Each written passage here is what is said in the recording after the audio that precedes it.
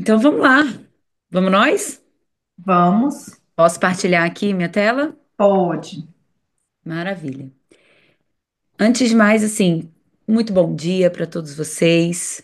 É um prazer estar aqui falando sobre um tema que eu sei que é muito importante nessa etapa, nesse processo que vocês estão participando da vida, desse momento da vida de vocês, na verdade, né? Pensando que é uma trajetória mais longa para uns, não tão longa para outros, mas pela minha experiência com vocês aqui, com alguns de vocês, para a maioria das pessoas é bem longa, porque não para na primeira aprovação, né? A gente sempre vai em busca de novos desafios, de melhorias, entendemos do que somos capazes e vamos em busca de mais. E então, quando eu fui convidada para esse workshop com um tema que eu particularmente gosto muito, eu espero que hoje vocês saiam dessa aula agora com algumas certezas dentro de vocês e que possam trilhar essa trajetória, que é um pouco longa, eu sei, exaustiva emocionalmente, mas de uma maneira gerindo melhor essas emoções. Então, deixa eu só compartilhar aqui a tela com vocês. Eu quero saber se todos conseguem ver direitinho aqui. Eu espero que sim.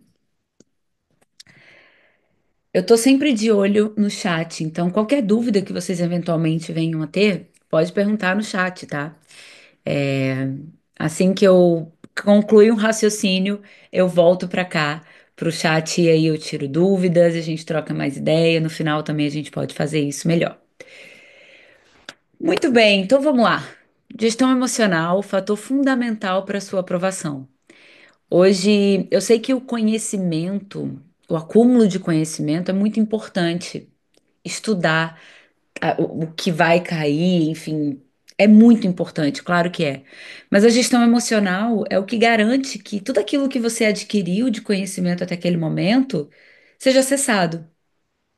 Muitas vezes, o fator emocional é o fator decisivo no momento da prova. E o fator emocional, ele não é só para o momento da prova. O fator emocional também é durante o processo, durante essa trajetória para chegar até lá. Então, quanto melhor vocês conseguem lidar com o autocontrole emocional, entendendo esses altos e baixos que naturalmente existem, melhor vai ser esse processo até chegar nas provas, enfim, e ir escalando, né? Então, vamos lá. Hoje, você está preparado emocionalmente para a sua aprovação? Às vezes essa pergunta ela pode soar assim estranha, né? Porque você pensa, claro que eu estou preparado para passar, claro que eu estou preparado para minha aprovação, mas está mesmo? Você tem se preparado emocionalmente para isso? Você tem lidado com seus altos e baixos de uma maneira consciente? Ou você tem se massacrado, se auto-sabotado, deixado a ansiedade tomar conta de tudo? E aí, uma das coisas que eu gosto de fazer é assim, um pequeno overview dessa aula hoje, tá? Então, uma agenda da aula. A gente vai falar sobre a introdução à gestão emocional. Nós vamos falar sobre como evitar tentações e manter o foco, porque eu sei que durante essa trajetória de estudos é muito fácil a gente ceder a distrações, às tentações. Porque, venhamos e convenhamos, estudar 100% ali, tá naquele foco, é muito complicado. E é prazeroso, né? A gente ceder às distrações para nos tirar daquele momento que é estressante. Porque você está sendo confrontado o tempo inteiro de dúvidas, de questionamentos. A gente vai falar sobre técnicas para gerir a ansiedade, controle emocional no longo prazo e reflexão e próximos passos. E aí, o que que é gestão emocional? A gestão emocional nada mais é do que nós conseguirmos gerir as nossas emoções durante o processo de estudo para concurso público, por exemplo, de uma maneira geral para concursos. É a capacidade de identificar, compreender e regular as emoções. para criar um estado mental propício à aprendizagem. Olha só que interessante, quando você tem uma boa gestão emocional, você cria um estado emocional que é propício à aprendizagem, ou seja, você consegue ser mais consistente nos seus estudos, você lida melhor com os desafios emocionais que são inerentes ao processo, que vão existir. Você consegue, inclusive, absorver melhor os conteúdos, acessar melhor os conteúdos que você estuda. Porque você está gerindo melhor essas suas emoções, tá? Para a gente gerir bem as nossas emoções, eu sigo um modelo, uma perspectiva da terapia cognitivo-comportamental. E na terapia cognitivo-comportamental, existe um modelo cognitivo que é muito prático, que é pensamentos, ou seja, aquilo que a gente pensa sobre algo, sobre alguém, sobre a gente, vão gerar emoções que, como consequência, geram comportamentos. Então, todos os nossos comportamentos hoje, eles têm um início nos nossos pensamentos. Então, se hoje você procrastina estudar, se hoje tem alguma coisa que faz com que você se distraia com mais frequência, pode estar na origem ali, possivelmente estar na origem da qualidade dos pensamentos que você tem sobre você ou sobre aquilo que você está fazendo. E aí, olha que interessante esse exemplo. Pensamento. Nunca vou passar. Isso é muito difícil para mim. Qual é a emoção gerada? Ansiedade. Então as pessoas começam a ficar mais ansiosas, elas sentem que aquilo não é para elas, e aí acaba percebendo que do que adianta eu estudar se eu não vou passar? E o comportamento, procrastinar. Então eu acabo procrastinando os estudos, porque eu alimento um pensamento interno, que é um pensamento disfuncional, ou seja, um pensamento que não é funcional. Ele não condiz com a realidade, por exemplo. O que que garante que você nunca vai passar? Você nunca vai passar se você não se inscrever na prova, se você não estudar. Mas se você se inscrever e você manter uma rotina de estudo, você vai passar. As pessoas passam. Por que que com você seria diferente? Então, quando a gente entende essa escalazinha, fica muito mais fácil da gente conseguir dominar as coisas que acontecem internamente. A gente começa a ter um autocontrole melhor. Por quê? Porque eu estou entendendo a origem das coisas. Até aqui, responde aí no chat para mim. Tá fazendo sentido para vocês? Provavelmente, em algum momento da vida, vocês imaginam que isso é muito conteúdo para mim.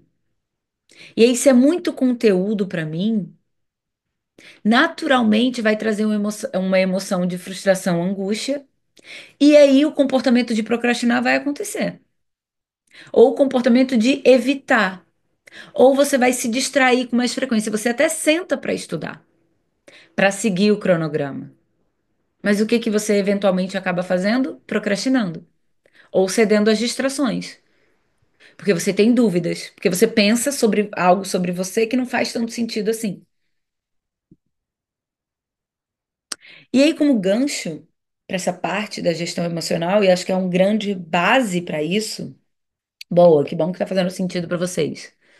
Eu faço tudo isso. Eu imagino que sim. Normal, tá? E aqui não é pra gente apontar o dedo e falar assim, eu sou péssimo, tá vendo que eu sou péssimo? Eu faço tudo isso. Não, não é isso. É o reconhecer. A gente só muda, a gente só transforma as coisas quando a gente encara isso de frente, tá? Então imagina que assim, é, você só consegue fazer mudanças internas se você reconhecer quais são as mudanças que precisam ser feitas. Do contrário, você não vai fazer, não é?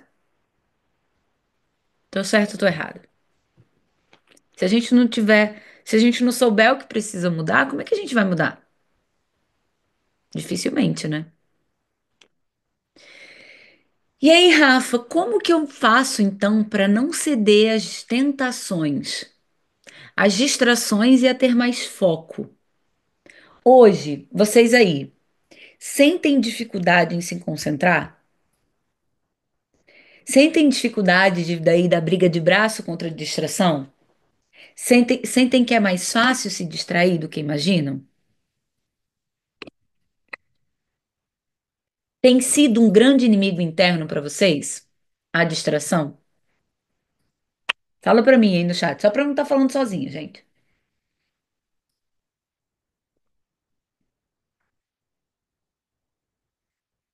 Muito. Principalmente, as distrações elas acontecem com muita frequência, principalmente, e que é importante ressaltar, principalmente quando a gente está em atividades que exigem muita concentração. Então, se a atividade que você está envolvida exige muita concentração, a tendência é vir pensamentos que não são condizentes com a realidade, disfuncionais e que te fazem devagar. E olha só que interessante, quando a gente tem um estudo que fala que quando a gente está no alto da nossa performance de concentração, é onde vem mais pensamentos para nos levar a distrações. Por quê? Porque a gente está a todo vapor aqui pensando, então a gente está usando muito o nosso cérebro. E assim, nós, melhor do que ninguém, nos conhecemos e sabemos o que a gente usa contra a gente mesmo para conseguir lidar com essas situações, sabe? Então, quando você está no auge da sua performance, é onde você vai encontrar a melhor justificativa para procrastinar, para devagar. Boa. Olha, isso é interessante, Caroline, porque querendo ou não, a Caroline falou, quando eu estudo à noite, percebo que me desconcentro muito mais rápido, pensando nas pendências que ficaram durante o dia. E é verdade, porque você tem um acúmulo de coisas que tudo que você puder usar como gatilho para distração, você vai usar. E aí, se você reconheceu isso, tem algumas estratégias que você pode usar. Do tipo, antes de começar os estudos, anotar todas as pendências que ficaram e possíveis soluções para elas que vão ser feitas no dia seguinte. Assim você já criou uma estratégia para elas. E aí, olha só, a distração é tudo que desvia sua atenção do seu objetivo principal, como redes sociais, televisão ou até preocupações internas, como a Carolina falou. E aí, imagina, eu tenho tanta coisa para fazer que eu vou estudar e não tô ali inteiro. Eu tô pensando nas outras coisas que ficaram pendentes. Ou seja, você não dá nem qualidade ao tempo. Porque vou falar que ao longo desses anos que eu tenho acompanhado muitas pessoas que prestam concurso, eu percebo que não é muito sobre a quantidade de tempo que essa pessoa tem para estudar, mas é sobre a qualidade que ela dá aos estudos. Qualidade que ela dá às horas de estudo. Quando a gente começa a respeitar o espaço-tempo das coisas, o tempo ele se estica. Quando você fala assim, poxa, eu tenho 2 horas para estudar, e é 2 horas vai ser desse estudo. Não vai ser da mensagem que chega, não vai ser dos compromissos que eu deixei de fazer. Respeitar o espaço-tempo das coisas faz com que você, além de respeitar o tempo, consiga dedicar aquele tempo exclusivo para aquilo. E todas as vezes que você devagar, você pode ter uma coisa que eu gosto muito, que chama uma lista de distrações. Ao seu lado, você deixa uma lista. E sempre que você lembrar de alguma coisa que você eventualmente ficou com pendência, anota. Anota e esquece, porque aquela informação ela está segura em algum canto. E aí você consegue voltar a sua atenção de novo para aquilo que você estava fazendo. Então, olha só o impacto das distrações na nossa vida. Reduz significativamente a nossa produtividade. E aí acaba ocasionando uma coisa, né? Aumenta o tempo para concluir tarefas que são simples. A sensação de frustração ao final do dia por não ter cumprido as tarefas. E essa sensação de frustração, ela é muito complicada de se lidar, porque você acaba se castigando. A tendência comportamental é que você repita o mesmo padrão de comportamento para continuar mantendo aquela sensação de frustração. E quando a gente fala no foco, fala sobre ajudar a manter a consistência e a qualidade nos estudos. De certa forma, hoje você só se distrai com mais frequência porque você vê ganhos secundários nessas distrações. Então, quanto mais eu me distraio, eu ganho algumas coisas ali. Você pode falar, Rafa, eu não ganho nada. Você ganha sim. Se você não ganhasse, você não estaria alimentando esse padrão comportamental. Então, você ganha, de repente, mais tempo de descanso. Você ganha fugir da dúvida, fugir do medo. Você ganha coisas ali. Por isso que você acaba recorrendo a esse comportamento mais vezes.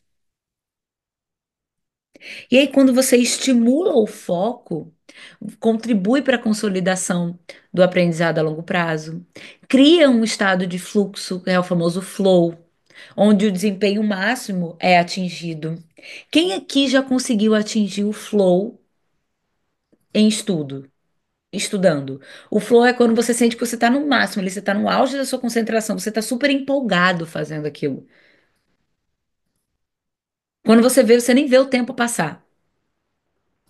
Tem gente que consegue entrar no estado de flow mais rápido e tem outras pessoas que não. E tem pessoas que podem ser que ainda não tenham vivenciado o estado do flow. Mas o flow, quando a gente está hiperfocando, a gente está ali, é assim, você não escuta nem o que acontece à sua volta. Você está super concentrado. Alguém já passou por isso aqui? Já atingiu o flow em alguma atividade? Nem pode não ser nos estudos, tá? Pode não precisa ser necessariamente nos estudos.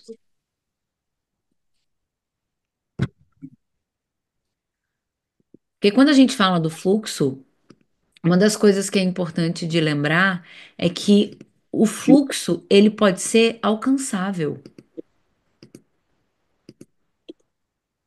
Você consegue criar esse momento de flow. E é interessante porque o flow, quando você alcança, é uma coisa tão. Você fica assim, no final você fica, caramba, eu queria viver mais disso. Queria ter mais disso. Porque é muito bom. Você se sente muito bem, você fica com aquela sensação de assim, cara, cumpri o meu dever. Mas para a gente acessar esse flow, a gente precisa encarar algumas coisas. E aí, a primeira estratégia que eu queria entregar para vocês hoje é de planejamento e reforço positivo. Então, eu preciso que vocês definam, por exemplo, metas diárias que sejam realistas e se recompense ao atingir essas metas. Por exemplo, você tem 2 horas de estudo, pausa com algo que seja prazeroso para você. Se recompense. Por que que se recompensar é tão importante? Porque a gente precisa, para liberar a nossa dopamina, que é o neurotransmissor responsável por nos movimentar a fazer algum comportamento esforçado, por exemplo, a gente precisa saber o que que a gente ganha com isso. Então, se possível, cria essa essa recompensa. Porque, do contrário, você pode até fazer no começo, mas manter fazendo a consistência, ela vai cansar. Então, crie algum reforço positivo para você começar a trabalhar internamente um padrão de comportamento que esse comportamento vale a pena, estou sendo recompensado por ele.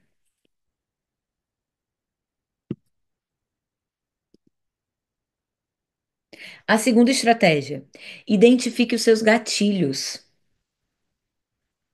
Liste quais são as suas principais distrações, a que acontece de forma mais frequente. Dica, dica. Nessa listazinha de distrações que você tem ao lado, coloca qual é a distração que está ali.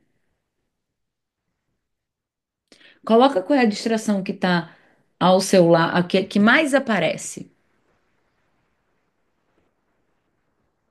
Por quê? Quando a gente identifica quais são os nossos gatilhos, fica mais fácil a gente combatê-los.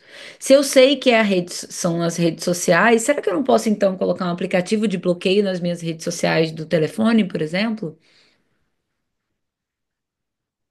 Se eu sei que é a TV, será que eu não posso estudar num ambiente que não tenha TV? A gente começa a criar estratégias de enfrentamento. Mas se você não sabe quais são os seus principais gatilhos de distração, é mais difícil de você combater. E às vezes a gente até sabe, mas a gente não tem clareza.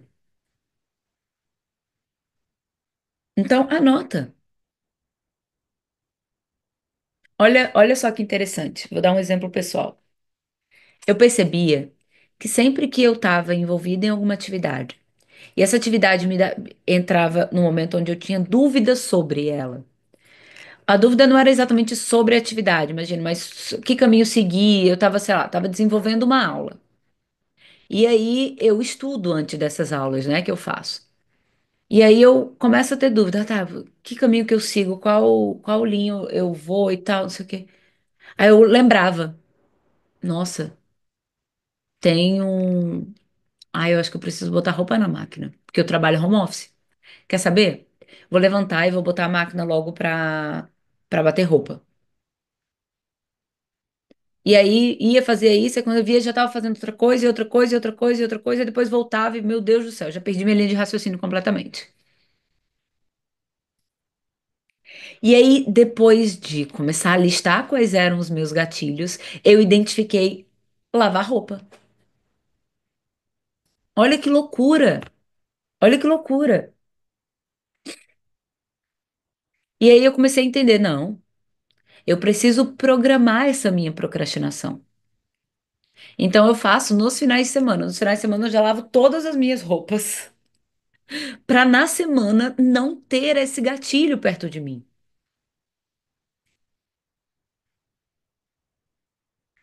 Arrumo a minha mesa do escritório, por exemplo. Porque eu sei que eu vou usar como gatilho, como uma boa virginiana que sou, arrumar a mesa, passar um álcoolzinho. Então, identifique quais são os seus gatilhos.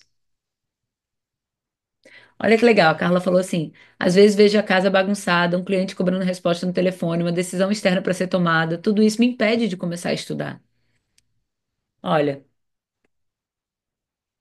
se você entendeu, Carla, que a casa bagunçada é um gatilho, como é que você pode programar isso? Um cliente cobrando resposta no telefone até que ponto você vai colocar alguns limites de tempo para responder esses clientes? Por exemplo, eu acabo atendendo muitos advogados. E aí,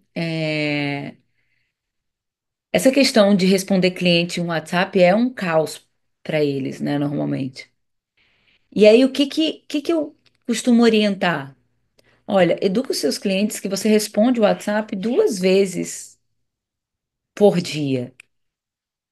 Então, você vai responder o WhatsApp pela manhã, de tal hora, você responde todos os clientes, e à tarde, de tal hora, você responde outros clientes.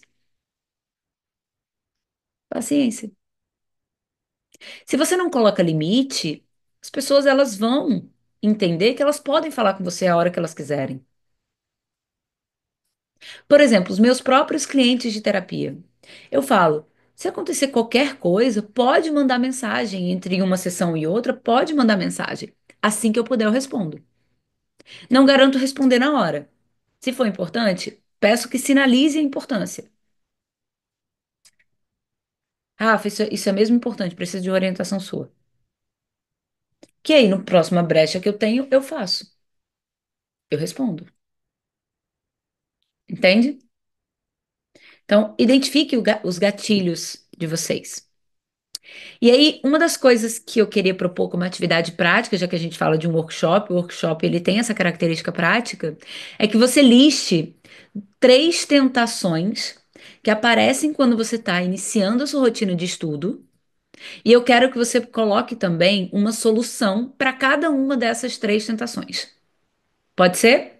Eu vou dar 2 minutinhos para vocês, eu vou colocar aqui no cronômetro, e eu quero que vocês reflitam sobre isso. Por que que eu quero isso agora? Porque eu sei que eu posso dar essa missão para vocês, mas vai vir outra coisa. Hoje o dia vai estar cheio para vocês, e eu quero aproveitar essa consciência que eu levantei e de repente já começar a trabalhar isso. Pode ser? Contando aqui 2 minutinhos, vai. Confio que vocês vão conseguir achar as três tentações ou mais e solução para elas. Vai lá.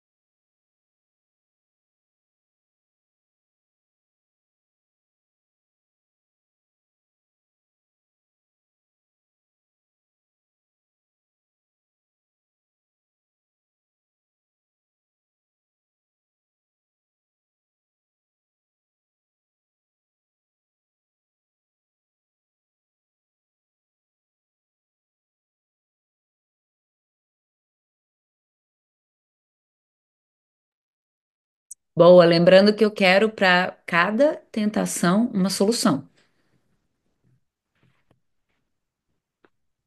Rapidinho. Já se passou 1 minuto e meio.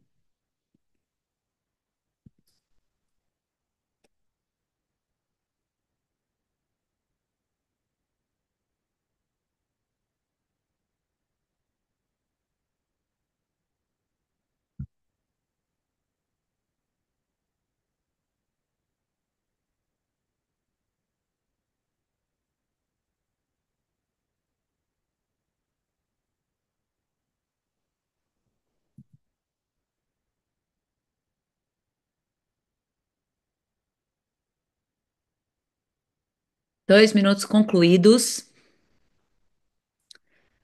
Alguém quer compartilhar?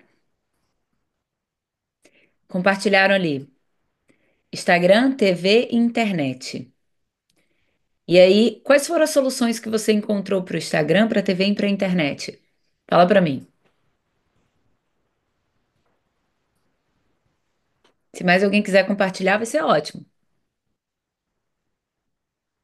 Muitas vezes a sua distração, a sua tentação é a de outra pessoa, e aí você consegue também ajudar essa outra pessoa.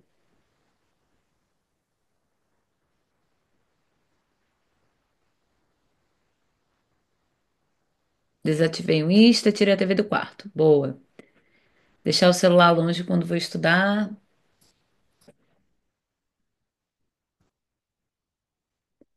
Clientes tentar iniciar o trabalho mais tarde, ou seja, estudar desde bem cedo.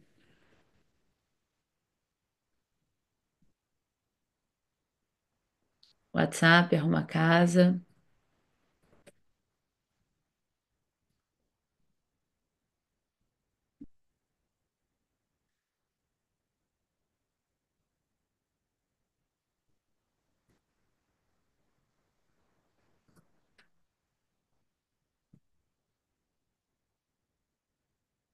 Boa. Me distrair quando as pessoas aqui em casa falam comigo. Impor limites mais rígidos sobre falarem comigo nesse período. Exatamente. Exatamente, Ana. Uma das coisas que funciona muito quando vocês, bom, a maioria, né, tá estudando dentro de casa e tem uma rotina de casa, a vida não para, né, só porque vocês estão estudando, a vida não parou por causa disso. É compartilhar a rotina com as pessoas à sua volta, que convivem com você. Então, compartilhar, olha, agora eu vou começar o estudo e eu não posso ser atrapalhada. E aí, você precisa ser a primeira pessoa a respeitar esse limite. Porque se você impõe um limite, a pessoa não respeita e você cede, você tá falando para ela que ela pode fazer isso. Então, atenção, tá? Vamos ver aqui. A Carla botou como posso bloquear meu pensamento para não pensar em outra coisa. Pensamento a gente não bloqueia. Pensamento é igual um pop-up. Quando você vê, ele já tá ali. Puf. O que você pode fazer é anotar esse pensamento e lidar com ele depois. Anota na sua lista de distrações esse pensamento, ó, tá aqui. E assim que eu terminar meus estudos, eu penso que eu vejo o que que eu faço sobre esse pensamento. Mas agora, esse pensamento ele vai te fazer chegar mais próximo do seu objetivo ou mais longe? Porque se for longe, de repente não faz sentido dar voz a ele nesse momento, tá bom? Boa. Deixar o celular longe quando vou estudar, desligar o celular durante o estudo pode ser uma excelente opção. Acreditem em mim, a probabilidade é que não aconteça nenhuma coisa extraordinária que pelo celular estar desligado você vai perder, tá?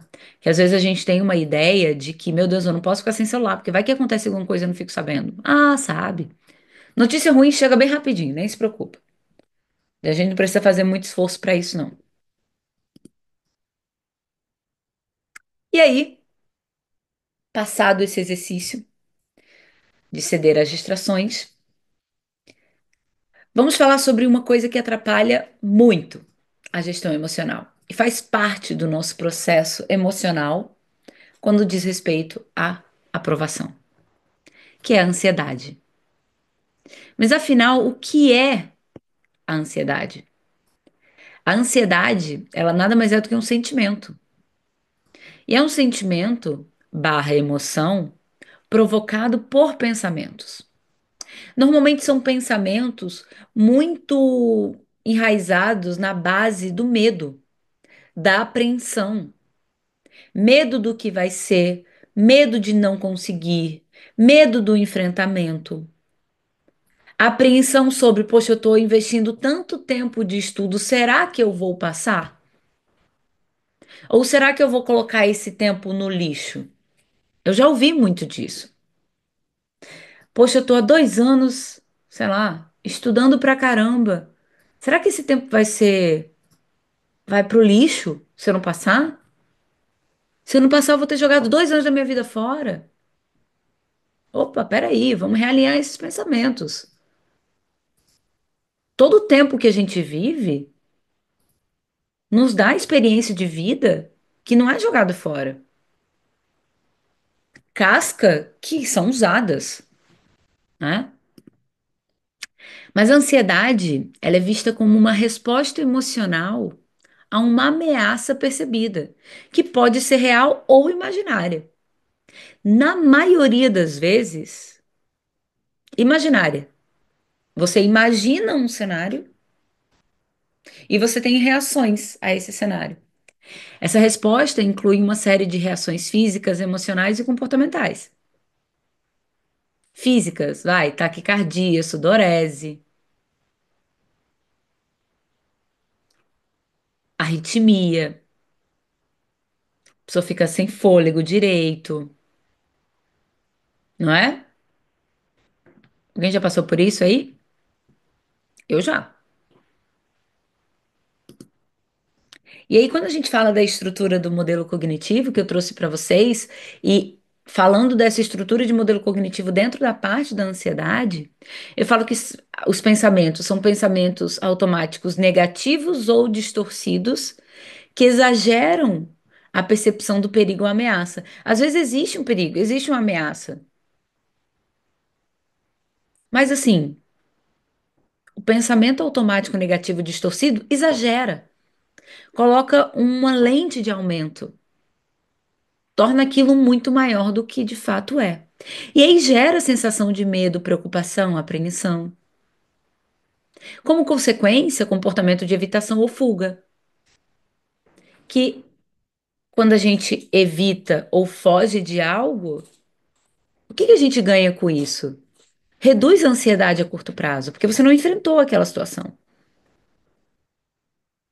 Mas, por mais incrível que pareça, aumenta essa ansiedade a longo prazo, porque você está fortalecendo consolidando a memória do medo, que aquele evento é perigoso. Por exemplo, eu no dia da prova não me achei capaz o suficiente de fazer a prova e não fui fazer. Tinha medo do que ia acontecer, acho que eu não dei o meu melhor e não fui fazer a prova. Você não foi, naquele momento, a ansiedade ficou reduzida. Mas logo depois, ela volta e provavelmente vai voltar aumentada. Porque você começou a entender internamente, você deu esse recado interno que fazer prova é perigoso. É motivo de apreensão. Você reforça aquela memória. Mesma coisa para quem foge de simulado, tá? E a ansiedade, como impactos no estudo, existe dificuldade de concentração, pensamentos acelerados e autocríticos, a procrastinação como uma forma de fuga do desconforto, né, de evitar o desconforto. Exemplo, se não entender esse conteúdo agora, nunca serei aprovado, então já condiciona, já dificulta, inclusive, absorver o conteúdo. E por que que é importante a gente aprender a lidar com a ansiedade? A ansiedade excessiva reduz a capacidade de raciocínio lógico e impede a fixação de informações. Então, às vezes, você está tão ansioso que você estuda, mas você sente que você não está absorvendo, que você não está fixando. E aí, quando você gerencia melhor a sua ansiedade, você melhora o seu foco, a sua memória e, como consequência, a sua performance. Para isso, é importante lembrar o que que a gente precisa fazer? Trabalhar os nossos pensamentos, melhorar a qualidade dos nossos pensamentos. Até perguntar, cara, que evidência eu tenho que eu não vou passar? Quem me garante que isso é verdade? Peraí, eu tenho uma bola de cristal e não sei?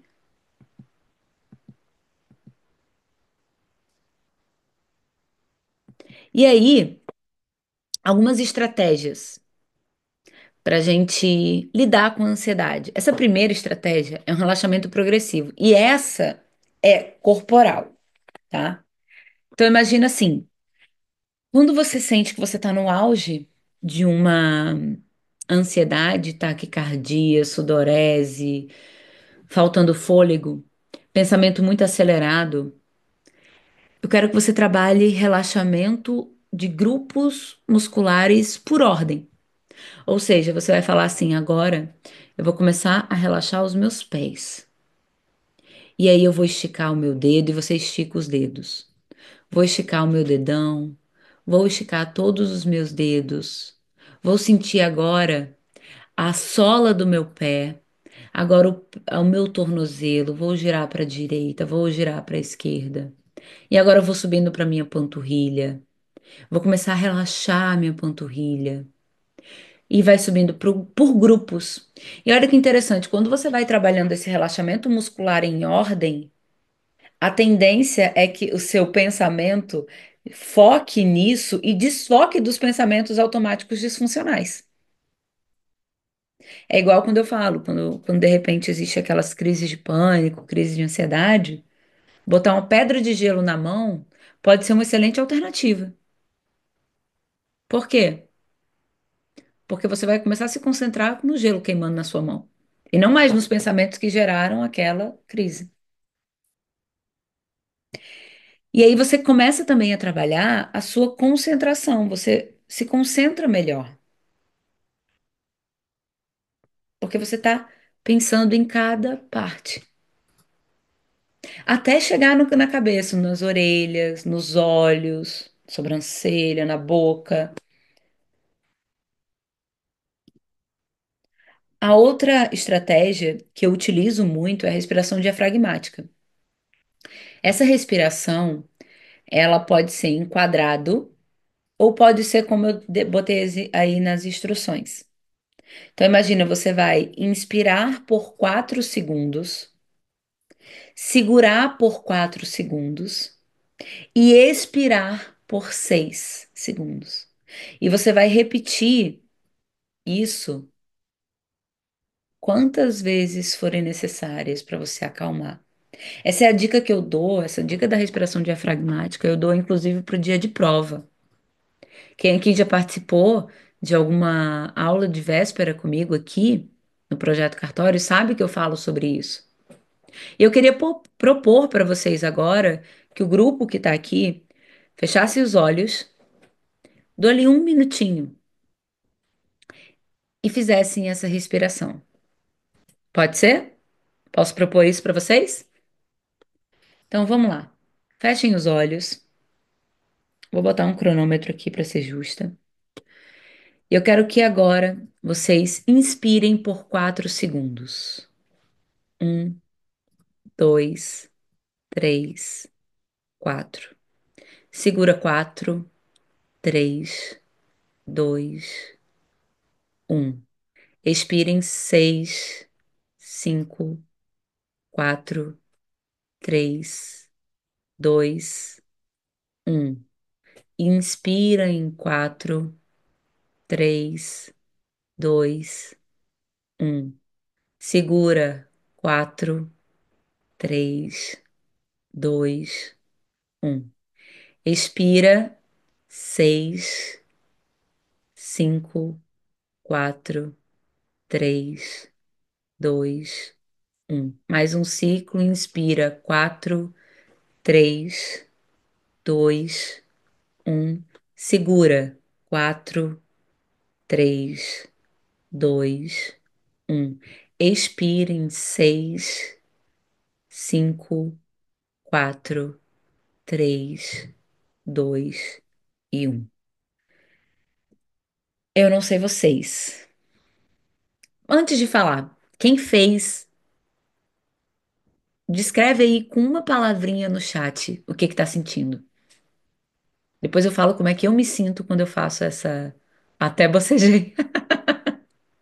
Alívio, tranquilidade, sono. Isso aí. Mas é isso mesmo, tá? Causa relaxamento. Uhum. Alívio e sono, calma, bem-estar. Essa técnica, calma interior. Essa técnica eu brinco que parece que a gente tomou assim uma taça de champanhe. Por quê? Porque ela oxigeniza o teu cérebro. Como você está ali bem concentrado na sua respiração, você prende, você solta devagar e você faz esse ciclo várias vezes, o seu cérebro ele vai ficando cada vez mais oxigenado. E aí a sua ansiedade diminui, porque você está pensando, inclusive, na contagem. Então façam isso mais vezes. Vocês vão ver os benefícios que vocês vão ter com esse processo, com essa técnica.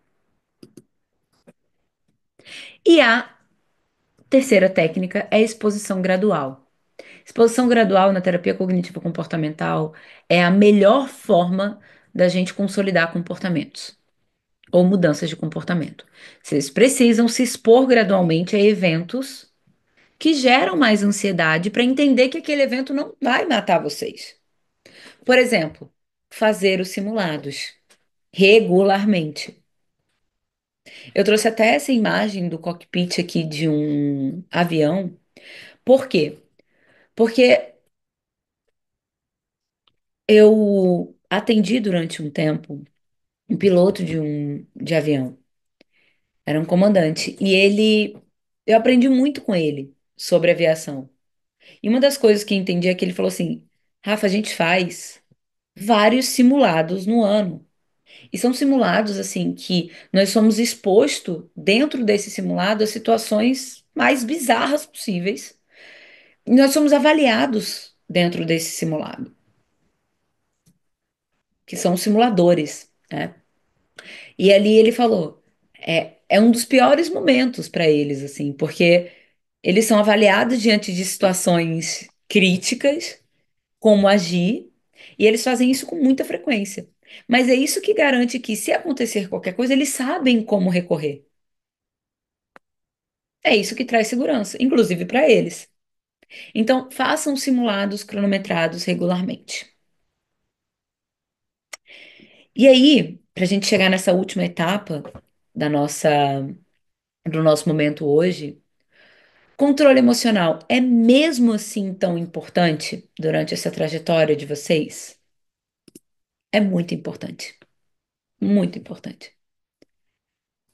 Quanto mais vocês trabalham controle emocional no longo prazo, menos impulsividade vocês vão ter, menos procrastinação e menos desistência. Então, o autocontrole ajuda a manter o foco nos objetivos, mesmo diante de desafios, mesmo diante de situações desafiadoras. A grande verdade é que, como eu disse, a vida de vocês não para porque vocês estão estudando para um concurso. A vida vai continuar apresentando desafios, caos. E aí, quanto mais controle das suas emoções você tiver, melhor você vai gerir e se gerir diante do caos. Como benefício, tem uma melhora da capacidade de tomar decisões conscientes, promove resiliência emocional, facilita a construção de hábitos produtivos, porque os hábitos produtivos, na soma desses hábitos, faz com que nós tenhamos sucesso naquilo que a gente se propõe a fazer, no objetivo que a gente quer. E aí aqui também algumas estratégias. Diário de pensamentos. Registre pensamentos negativos e avalie a veracidade deles. Como eu disse, assim, sabe na listazinha de distrações, coloca assim, pensamentos. Anota quais são os pensamentos que aparecem. Exemplo, se eu não passar, eu sou um fracasso. Se aparece esse pensamento, avalie a veracidade disso. De verdade. Se eventualmente você fizer uma prova e você não passar, isso fala que você é um fracasso? Isso te totaliza como um fracasso? Quais foram os outros eventos na sua vida que você participou que você teve sucesso? Às vezes, totalizar a nossa vida toda em um evento é muito injusto com a nossa vida, com tudo aquilo que a gente já conquistou. Ah, Eventualmente, quando a gente tem um. ah, Opa! oi, Oi. não, é só sobre isso que você está falando agora, que teve uma pessoa que me mandou mensagem aqui no privado. Aí Hum, falou que ele passou para a prova de Goiás do último concurso, não foi fazer segunda etapa, porque ele já tinha reprovado em 3 concursos anteriores de outras carreiras na segunda etapa. Então, daí eu fui e falei, a questão é a mentalidade, mas aí complementa. total, total. E olha só que interessante, foi o que eu disse da consolidação da memória do medo. Porque quando você vai e não faz isso uma vez, você hesita, você foge, a tendência é que num próximo evento você faça a mesma coisa. Nós somos extremamente sensíveis às consequências do nosso comportamento. Então, prestem atenção nisso. Agora que você, que mandou a mensagem para a Clísia, já reconheceu isso, não se permita fazer isso uma segunda vez. Não se permita. Vai ser fácil? Não. Vai ser um enfrentamento? Com certeza vai ser. Mas você é totalmente capaz de enfrentar. E olha, se vocês vão avançando nas etapas, é porque vocês merecem. As coisas elas não acontecem por acaso. A vida de um concurseiro é uma vida que você ganha muita experiência ao longo do processo. Então, quanto mais você se expor a situações, mais experiência você vai ter. Não só de prova, mas uma experiência de como você reage diante das adversidades. Então, não se permita fazer isso mais, tá? Não se permita fazer isso mais. Por quê? Porque você quer dessensibilizar essa memória. Eu tenho uma coisa que assim, hoje quando eu me proponho a fazer alguma coisa e eventualmente quando tá próximo dessa coisa acontecer, eu sinto medo e eu tenho a oportunidade de não ir, eu sempre vou. Por quê? Porque eu sei que se eu consolidar a memória do medo para alguma coisa vai ser complicado. Eu fiz isso de consolidar a memória do medo de altura. Eu não tinha medo de altura. Até que eu tive a infelicidade de propor um salto de bungee jump a uns amigos na época que eu fui ao Chile. E eu fui a única que não saltei. Depois disso, parece que eu fiquei com medo de altura. E eu não tinha medo de altura. Então, por que que isso aconteceu? Eu consolidei uma memória. E depois disso eu fiquei, cara, não posso me permitir mais fazer isso. Não posso mais me permitir isso. Então, tenham atenção a isso, tá? A segunda estratégia aqui são autoafirmações positivas. Então, transforme o eu não sou capaz em eu estou evoluindo. Começa a ver o seu processo de evolução. Ah, mas da onde que eu vou tirar a evolução? Se antes você estudava 1 hora, hoje você está conseguindo estudar 1 hora e 10, você tem 10 minutos de evolução. Se antes num simulado você acertava X e está acertando Y, X mais um, por exemplo, você teve uma evolução. Então começa a ter essa perspectiva, tá? E faça a visualização do sucesso. Imagine vividamente o momento da sua aprovação. Pensa qual é o cheiro que vai ter, como é que você vai estar, sabe? Se visualiza naquilo. A visualização ela tem um poder muito positivo dentro da gente, cria um movimento muito legal e cria emoções muito positivas. E emoções muito positivas cria comportamentos muito impulsionadores. Então, até como atividade, descreva como vai ser o dia da aprovação. Se conecte com as emoções positivas desse dia, do dia que você estiver escolhendo o que você for escolher, do dia da escolha, por exemplo. Por quê? Porque isso te conecta com essa realidade que você quer criar. E aí, o que ganhamos ao manter o nosso controle emocional? Aumento da autoconfiança, reduz pensamentos sabotadores, dá mais clareza para ajustar estratégias de estudo conforme necessário.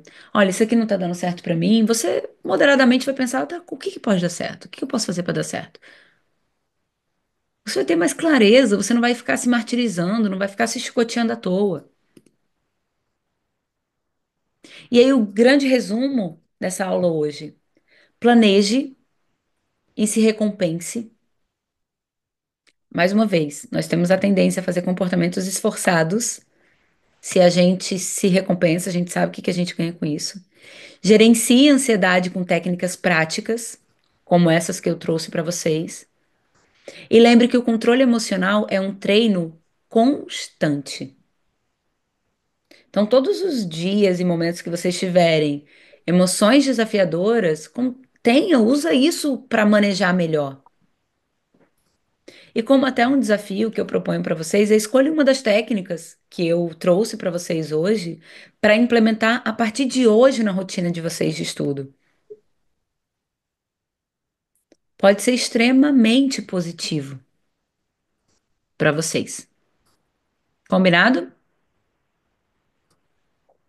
Muito bem, muito bem. E aí eu trouxe essa imagem, né? Porque eu realmente acredito que são tijolinhos que a gente vai construindo no nosso caminho para chegar na aprovação. A aprovação ela não dá no primeiro tijolo, ela vai dar na construção. É tijolinho por tijolinho mesmo. Se o topo fosse para todo mundo, não teria topo para todo mundo. É por isso que o topo são para poucos. E eu quero que vocês sejam desses poucos que estão lá. Combinado? Muito bom. Que bom. Que bom, que bom, que bom, que bom, que bom. Que bom que gostaram.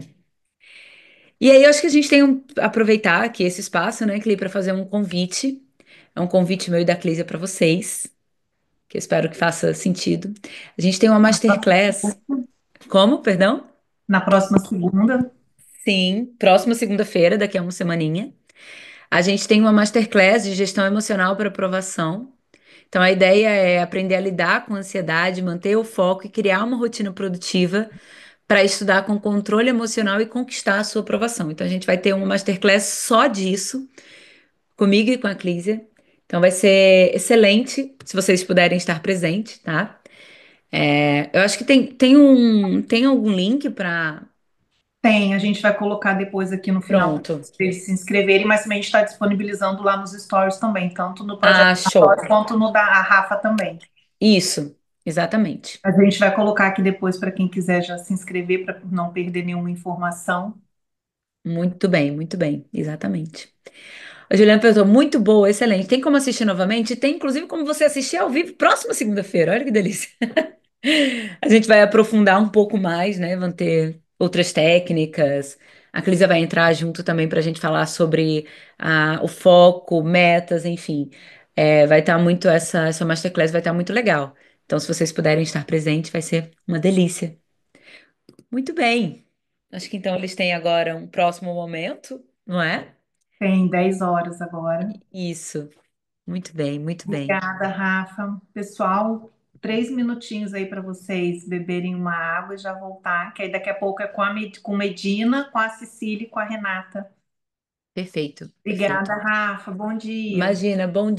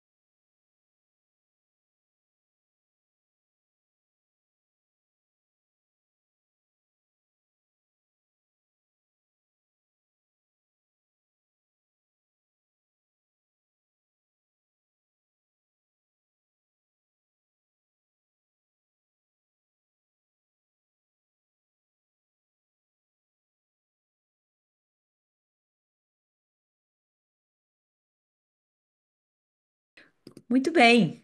Acho que então eles têm agora um próximo momento, não é? Tem 10 horas agora. Isso. Muito bem, muito bem. Obrigada, Rafa. Pessoal, 3 minutinhos aí para vocês beberem uma água e já voltar, que aí daqui a pouco é com Medina, com a Cecília e com a Renata. Perfeito, perfeito. Obrigada, Rafa. Bom dia. Imagina, bom dia.